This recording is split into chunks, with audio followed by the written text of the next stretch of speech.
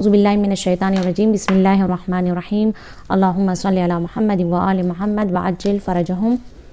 آپ کی خدمت میں ایک حدیث پیش کروں گی ہمارے چھٹے امام جعفر صادق علیہ السلام سے۔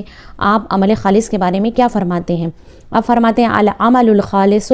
الذی لا ترید ان یحمدک علیہ احد الا اللہ عز وجل۔ آپ فرماتے ہیں عمل خالص کسے کہتے ہیں؟ یعنی کہ جس عمل میں بالکل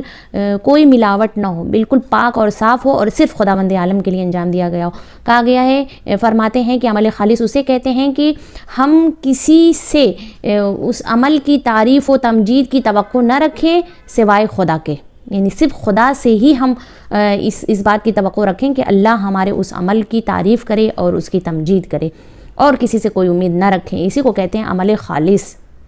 یعنی بالکل خلوص کے ساتھ عمل انجام دینا، صرف اور صرف خدا کے لیے انجام دینا۔ جب ہم کوئی بھی عمل کرتے ہیں، جیسے نماز پڑھتے ہیں، تو نماز میں بھی، اس عبادت میں بھی صرف اور صرف خدا کے لیے عبادت کریں، کسی اور کو شامل نہ کریں، کسی اور کو، مثلاً کہ اب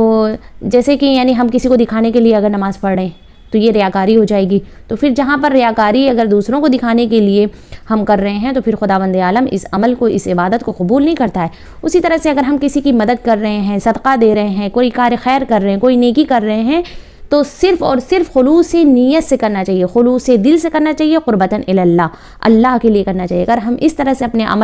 عمل کو خالص بنا لیں، صرف اور صرف خدا کے لیے انجام دیں، حدیث میں ہے کہ اگر انسان 40 دن تک اگر کوئی اپنے آپ کو خالصتاً للہ، یعنی اللہ کے لیے بالکل خالص کر لیتا ہے، تو اللہ اس کے دل سے، اس کی زبان پر حکمت کے چشمے کو جاری کر دیتا ہے۔ یعنی آپ سوچئے کہ جب صرف ہر کام، یعنی کہ کھانا پینا، اٹھنا بیٹھنا، جانا نہ جانا، کسی کے ساتھ نیکی کرنا، کسی کے ساتھ دوستی کرنا، کسی سے دشمنی کرنا، یہ سب یعنی صرف اللہ کے لیے اگر انسان کرنے لگے، عبادت صرف خدا کے لیے، کسی کی مدد کرنا صرف خدا کے لیے، صدقہ دینا صرف خداوند عالم کے لیے، کوئی چیز کھانا وہ بھی خدا کے لیے، جو بھی چیز ہے، یعنی ہر کام اگر ہم اللہ کے لیے کر لیں تو حدیث میں ہے کہ اللہ ہماری زبان پر حکمت کے چشمے کو جاری کر دیتا ہے۔ اور اللہ حکمت ہر کسی کو تھوڑی عطا کرتا ہے، بہت ہی وہ کچھ خاص بندے ہوتے ہیں جن کو اللہ اپنے علم و حکمت سے نوازتا ہے۔ اللہم صلی علی محمد و آل محمد وعجل فرجہم۔